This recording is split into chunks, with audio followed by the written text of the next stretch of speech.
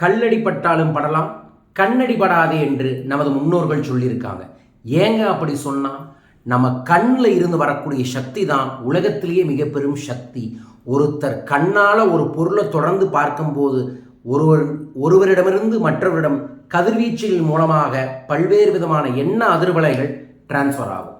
அப்படி ஆகக்கூடிய டிரான்ஸ்ஃபர் நெகட்டிவாக இருந்துச்சுன்னா நெகட்டிவ் வைப்ரேஷனையும், பாசிட்டிவாக இருந்துச்சுன்னா பாசிட்டிவ் வைப்ரேஷனையும் ஏற்படுத்தி தரும்.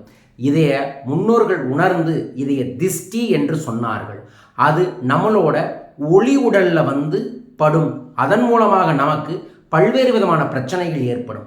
அந்த திஷ்டி சுற்றி போடக்கூடிய நாட்கள்னு சொல்லக்கூடிய நாட்கள் செவ்வாய், வியாழன், ஞாயிறு மாலை 6 மணிலிருந்து 10 மணிக்குள்ள கற்பூரத்தையாவது எடுத்து சுற்றி போடுங்க அப்படின்னு சொல்லியிருக்காங்க. நீங்களும் இனி இந்த நாட்களில் திஷ்டி சுற்றி போடுங்க. பாசிட்டிவ் எனர்ஜியை அதிகப்படுத்துங்க. வாழ்க.